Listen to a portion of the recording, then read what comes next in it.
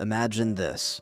It's 10 p.m. You told yourself today was the day. You were going to work out, get ahead on your work, maybe actually read that book sitting on your nightstand. But somehow, you're on your couch, phone in hand, 3 hours gone, just like yesterday. Sound familiar? That's not a discipline problem.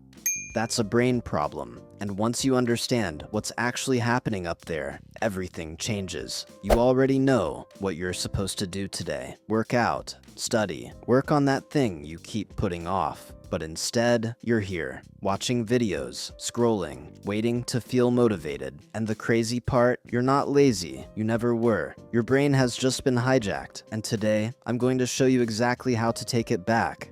Here's what nobody tells you about motivation. Your brain has one job, and that job is to chase dopamine.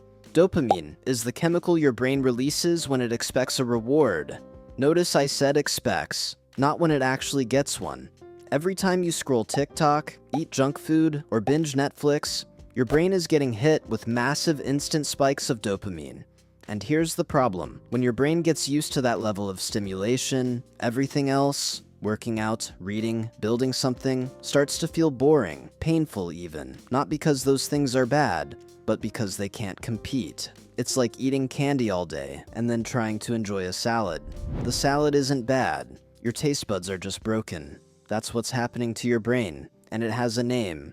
It's called dopamine resistance. Now, you've probably heard the term dopamine detox thrown around online, and I want to be real with you. Most people get this wrong. A dopamine detox doesn't mean you sit in a dark room doing nothing for 24 hours. It means this. You deliberately cut off your cheap dopamine sources so that your brain can recalibrate. Think of it like resetting your sensitivity. When you stop flooding your brain with easy hits, social media, junk food, video games for hours, something uncomfortable happens at first. You feel bored, restless, irritable. That's withdrawal. And that's actually a good sign. Because what's happening underneath the surface is your brain lowering its dopamine baseline back to normal. And once that happens, suddenly a walk outside feels good. Reading feels interesting. You haven't changed what's hard. You've changed what your brain is capable of appreciating. Okay, so how do you actually rewire your brain? Here's what works. Step 1. Identify your cheap dopamine. For most people, it's the phone, specifically social media and short-form video. These are engineered, literally engineered, by billion-dollar companies to be as addictive as possible. You are not weak for falling for it, but you do need to see it clearly. Step 2. Create friction. Don't rely on willpower. Willpower is a limited resource, and it will run out every time. Instead, make the bad habits harder to access. Delete the apps off your phone. Put your phone in another room while you work. Use an app blocker. The goal is to add distance between you and the dopamine hit. When something requires effort to access, your brain thinks twice. Step 3. Replace. Don't just remove. This is where most people fail. They cut out the bad habits, but replace them with nothing, and then the boredom becomes unbearable, and they relapse. Instead, you need a worthy substitute, something that gives real dopamine, the kind that builds over time, not the kind that disappears the second you close the app. Exercise, cold showers, creating something, learning something new, cooking a real meal. These feel hard at first, but they compound. Every time you do them, your brain starts to associate effort with reward, and that's the shift.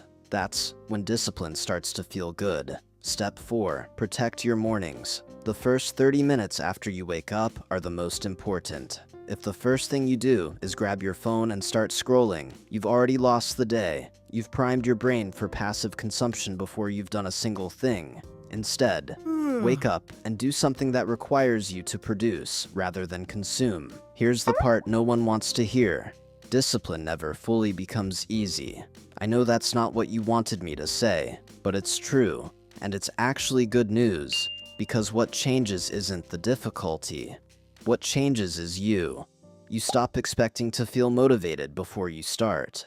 You learn to start anyway, and the more you do that, the more your brain rewires around the idea that action comes first, and feeling good comes after. That's the whole game. Most people are waiting to feel ready. But readiness is a feeling your brain gives you after you start, not before.